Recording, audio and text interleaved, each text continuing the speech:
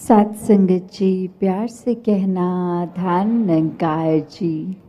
ये मन के भाव इस निराकार से ये गहरा नाता, जो भी संदेश भी मिला वो रूहानियत से भरा जीवन में उतर जाए तो कैसे ये जीवन तब्दील हो सकता है। एक और भी अनुभव अभी सभी ने किया कि चाहे सत्संग के दौरान इधर से महात्मा कुछ कह रहे और पास ही कोई ग्राउंड में शायद क्रिकेट का मैच, और कैसे वो आवाज़ उनके माइक की भी हम तक आ रही, तो इसमें एक भाव कि वो कान तक तो सत्संग के अलावा और भी आवाज़ पड़ रही थी, पर भक्तों ने ध्यान किस पे फोकस रखा, अपना एक मन को केंद्रित कहाँ किया कि जो कोई क्षण भंगुर, कोई थोड़े समय में एक एंटरटेनमेंट की तरह की इन्फॉर्मेशन या फिर सत्संग में दिया गया वो संदेश कि कैसे अपने जीवन को हम जीते जी भी और श्वास खत्म होने के बाद भी एक मुक्ति की जो बात होती है उस पे एक आधारित जीवन कि जब जब ये परमात्मा के दर्शन करके इसके एहसास में रहते हैं तो जीते जी भी जीवन सुहाना है। और आगे भी एक परलोक की जो बात होती है कि उसके मोक्ष मुक्ति के भी हकदार बन जाते हैं। तो कैसे एक थोड़ी चीज़ों के पीछे जो आज है कल नहीं, ये बदलने वाली, और वहाँ परमात्मा जो हमेशा से एक जगह एक स्थिरता का प्रतीक, तो कैसे स्थिर जीवन को जहाँ जीना हर किसी के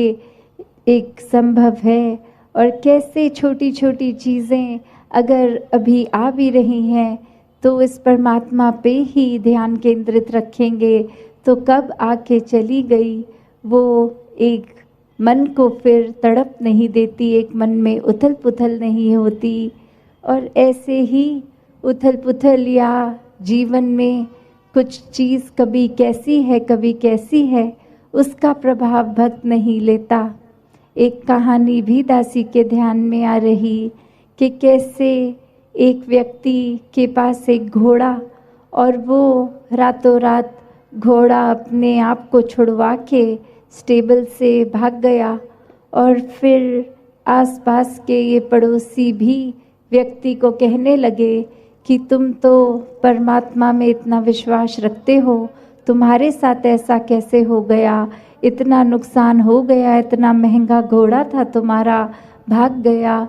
और वहीं कुछ समय बाद देखते हैं कि वो घोड़ा अपने साथ कुछ जंगली घोड़े और लेके एक झुंड में आ गया, और वही जो अड़ोसी पड़ोसी पहले कह रहे थे कि ये परमात्मा से जुड़ के तुम्हारा नुकसान हुआ, वही अब ईश्वर का उस व्यक्ति के साथ भी बोलकर कि नहीं आपने ठीक किया। पर वो व्यक्ति जब घोड़ा था नहीं था या वो अपने साथ कुछ और घोड़े ले आया तो उसके मुंह से हर बार यही बात निकली कि जो भी हो रहा है इस परमात्मा की रज़ा से हो रहा है, ये एक जैसा है वैसा ही ये ठीक हो रहा है। और आगे चल के उसी में से एक जंगली घोड़े ने दो लत्ती मारकर उसके बेटे को जख्मी कर दिया, और अब फिर वो पड़ोसी बोले कि ये सब होने से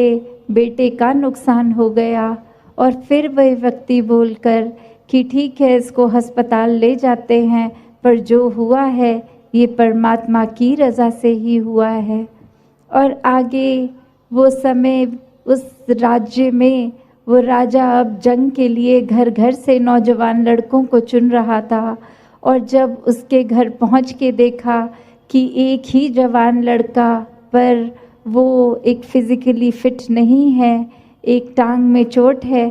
तो वो जंग में उसको साथ नहीं लेके जाते। और फिर वही एक दोस्त मित्र उस व्यक्ति के कहते कि ये घोड़े की चोट से इसका चोट लगना तो फ़ायदेमंद हो गया, क्योंकि पता नहीं इस वॉर के बाद, ये जंग के बाद वापस सलामत आता भी कि नहीं। तो ये ठीक ही हुआ कि इसको चोट लग गई और ये नहीं जा पाया जंग में। और उस समय भी मनोस्थिति उस इंसान की यही कि ये भी हुआ है तो परमात्मा की इच्छा से, एक रज़ा में, एक भाड़े में रहकर हुआ है।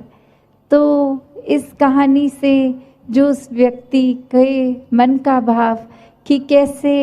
उसके जीवन में भी खुशी दुख आता गया, एक मन से जो भाव, इस परमात्मा पे विश्वास, इसकी रज़ा में रहने की वो कंटेंटमेंट, वो एक संतुष्टि कि इस परमात्मा में अपना ध्यान है, इसके आश्रय है तो सभी ठीक होना है। और वहाँ कोई दुनियावी रूप में अपनी निजी जीवन में भी हम लोग देखें तो कोई ना कोई ऐसी टिप्पणी कर देता है कि आप तो सत्संगी हैं, आप तो परमात्मा में विश्वास रखते हैं, तो आपके जीवन में तो दुनियावी रूप में ये सुख नहीं है, ये कमी है।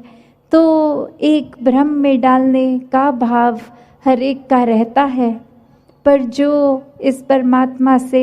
हर हाल में जुड़े हैं, एक मन का नाता इस परमात्मा से, ये प्रेमा भक्ति का नाता है, एक प्यार से, जैसे अभी जिक्र हो भी रहा था कि सौदेबाजी नहीं, एक प्योर, एक पावन प्यार इस परमात्मा से, जहाँ कोई इच्छा से नहीं, एक प्रेम से ही ये मन का लगाव, ये जुड़ाव।